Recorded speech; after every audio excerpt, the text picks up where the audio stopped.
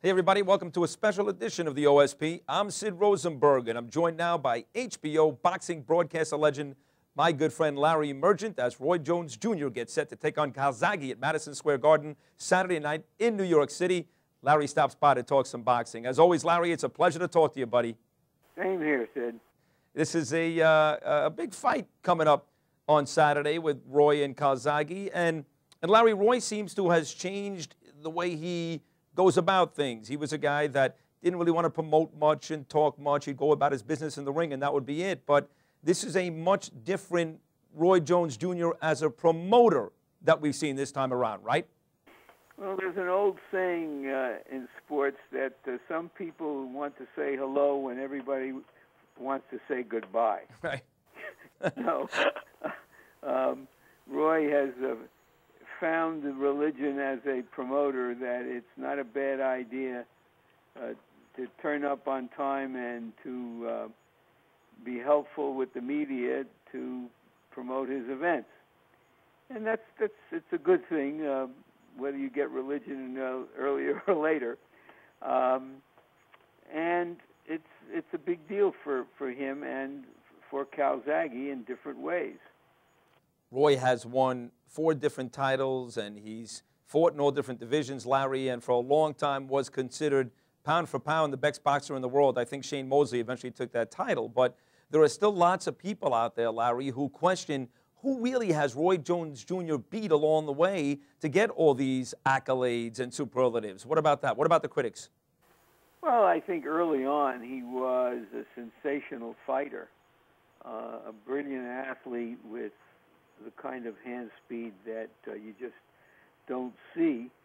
And so even though he was a sort of cautious fighter in that he seldom took real risks in the ring, what he did was often just off the chart and the kinds of things you just didn't see. So he earned the early accolades, particularly as a middleweight.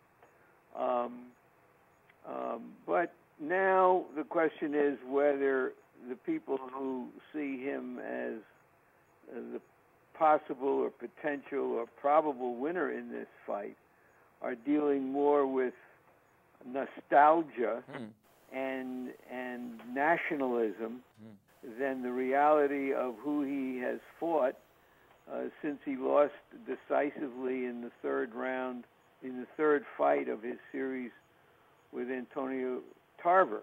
Right. Beating a Felix Trinidad who was weighing 170 pounds, way over any weight he had ever fought before, and more than 2 years after he had previously fought, does not count as a very big deal to those who follow the sport, but it gave him this opportunity that he sees as a way of sort of cleaning the slate of those knockouts by Tarver and Glenn Johnson that sort of knocked him out as the favorite of many people who thought he was an all-time great fighter. Fair enough. Talking here to HBO legend Larry Merchant, Jones, Calzaghe fighting Bernard Hopkins his last bout. Roy Jones, as Larry just talked about, fighting Trinidad. You talked about nostalgia, Larry, and isn't that what boxing's about? I know you're going to do the De La Hoya-Pacquiao fight, and he's a tremendous fighter, Pacquiao, but De La Hoya is still about the nostalgia, even during the Mayweather fight. And I got to tell you, Larry, as crazy as it sounds, because you're going to do Malignaggi, Hatton as well, I'm still waiting for Mike Tyson to come back. Well, that's demented nostalgia. Well, the thing is, are they still fighting in a way that, to me, is entertaining? It goes to the core of what prize fighting is about. Oscar is still a pretty good force. I mean, he lost a split decision to Mayweather, who was rated the best fighter in the world pound for pound.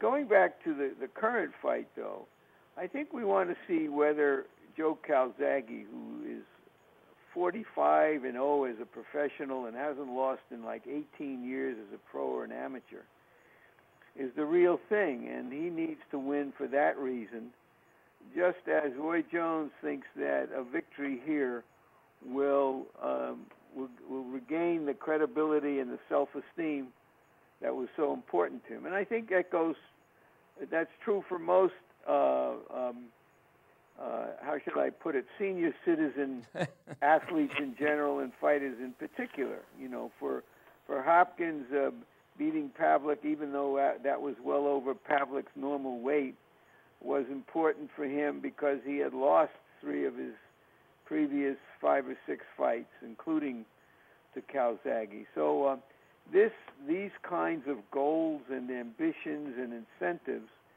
are important to fighters, or at least to their talking points, because what they're really trying to do is keep going, keep doing what they've done best, to keep getting the cheers and keep making money. Fair, and it cements the legend. I get that, Larry. Again, talking here to Larry Merchant. But assuming Roy Jones wins here Saturday impressively, or assuming Calzaghe wins impressively, what fighter's next for either one of those guys?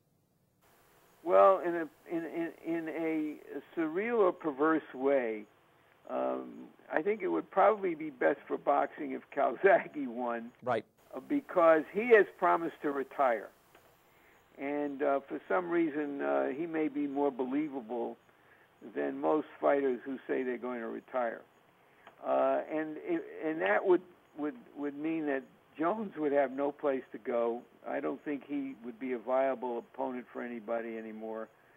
And that Hopkins, a Hopkins-Jones fight, which everybody envisions if Jones were to beat Calzaghe, a rematch of their fight from 15 years ago.